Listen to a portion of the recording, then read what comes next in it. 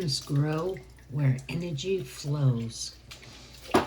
Years ago, a supervisor at my job told me something that changed how I see systems, work, and even entire countries. Before leaving for a 9-day vacation, my new supervisor called me into his office. He told me that he had been reviewing my job description and my salary. My title was administrative assistant, but the work I was doing was far beyond that. I had stepped into a role of maintaining more than 300 company ISO 9000 documents of policies and procedures, coordinating documents across all departments, and helping this well-known high-tech facility pass its internal and external ISO audits. He said plainly that my title and pay did not match the work I was doing. I finally felt like I was recognized. I finally felt like I was acknowledged, and it felt really good. He told me, when you get back from your vacation, he said, we're going to sit down and adjust your title and salary. You deserve to be paid for the work you're actually doing. Writing and maintaining ISO documentation, maintaining the internal website, and preparing for our ISO 9000 audits and passing them is more the work of an engineer. I left the conversation feeling thrilled. What he didn't know was that I wasn't just taking a quiet vacation at home. I was a single mother with a young son at home, and he just assumed that I was going to be spending time alone at home with my son. What he didn't know, and I didn't tell him, was that I was going to France. My family thought I was crazy. Many of them tried to convince me not to go. They told me, the people are rude. They told me it was very dirty. They told me I would hate it. It's not what I fantasized it to be. You really shouldn't be doing this, Stephanie. But I had already bought the plane ticket, a $326 round-trip flight from Boston to Paris.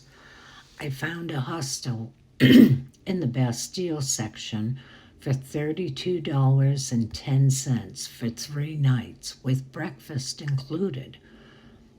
Coffee, bread, butter, and jam. I thought, this is great. It was my first time traveling alone internationally. I walked everywhere.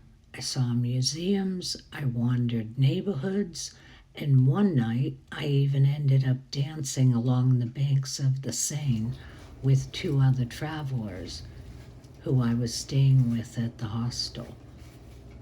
We listened to people playing guitars along the walkway, and we danced and laughed and joked until 5 in the morning. It was so much fun. On the 3rd day of walking through Paris, I had made a mistake. I had packed heels instead of comfortable walking shoes because I didn't want to look like a tourist. By the 3rd day, the back of my feet were covered in blisters and bleeding. Blisters on top of blisters. I was in so much pain. I stopped into a local pharmacy, and I tried my best to speak French. I got out my guidebook and turned to the section in the back that had translation of words, and I did my best to translate how I needed help. So I walked in and I said, "Bonjour," nervously opening my guidebook to the page with medical phrases. "S'il vous plaît, I have a problem with my foot." The pharmacist just looked at me. I took off my shoe and I showed the pharmacist the back of my heels. This woman didn't just hand me bandages. She wasn't rude. She asked me to step around the counter with her, and she led me into a back area behind the counter. She sat me down in a chair, and then she filled a bucket with warm water. She gently washed my feet in the bucket, cleaned my wounds, and bandaged them very carefully with medicated bandages. Then she gave me extra bandages to take with me. She didn't charge me a thing. She was so kind, and I was so grateful, and my heels felt 10 times better. I was stunned. It was the first time I had experienced any kind of medical care outside the United States. As I was leaving the pharmacy, a large family from Texas walked in through the front door of the pharmacy, shouting loudly that no one in the country spoke English and that the place was full of rude and ridiculous people. The man was swearing loudly while the pharmacist stood there just stunned. I turned back quietly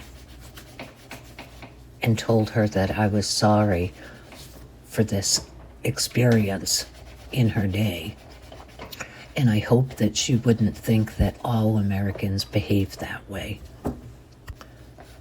She smiled and nodded and let me know she understood what I was talking about.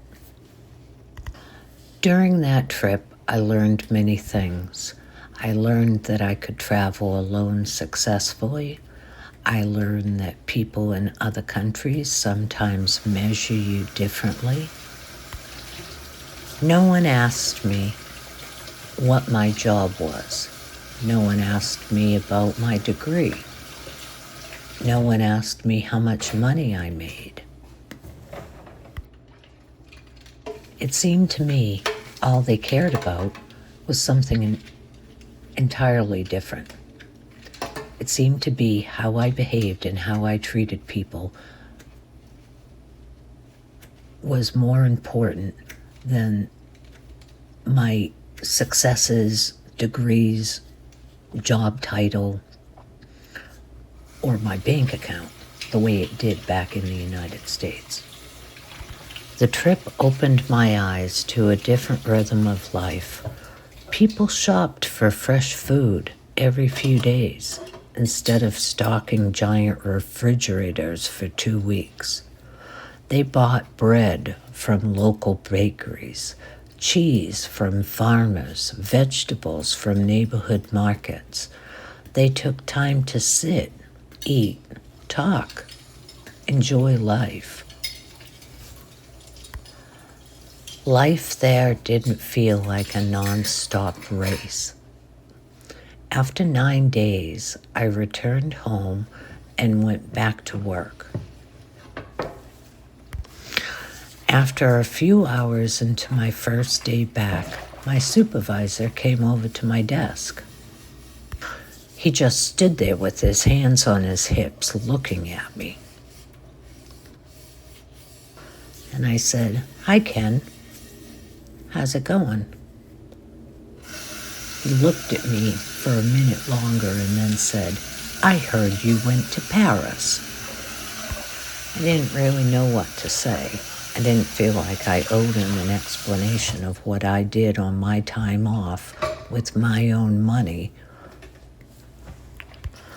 And then what came out of his mouth next just threw me for a loop. He said, "If you can afford to go to Paris, apparently you don't need a raise." And just like that, the promotion he had promised before I left disappeared. In that moment, I realized something extremely important. Just days earlier, I had been in a place where strangers treated me with kindness, dignity, simply because I was another human being. Now I was back inside a system where my own worth could be dismissed based on somebody else's assumption about money. It took me a lot of years in dedication to change my frame of thinking from somebody that just accepted that kind of behavior to how I view my life and me now. I'm not so eager to just accept other people's bad behavior. I'm not so eager to allow people to take advantage of me, because that's all he was doing, was taking advantage of me. Because he was a single earner in his family with his wife and 4 children. He lived in a very posh town, in probably a very nice house. But that didn't matter to him. All that mattered was the fact that he had never been able to go to Paris or Europe, ever. But he wasn't taking into consideration that his life was different than mine. But he sure was going to make sure I did not benefit, because he felt if he couldn't do it, even if he had 4 children in a really expensive house in a very expensive town, I shouldn't be able to do it. That moment planted a seed. I realized that systems grow where energy flows.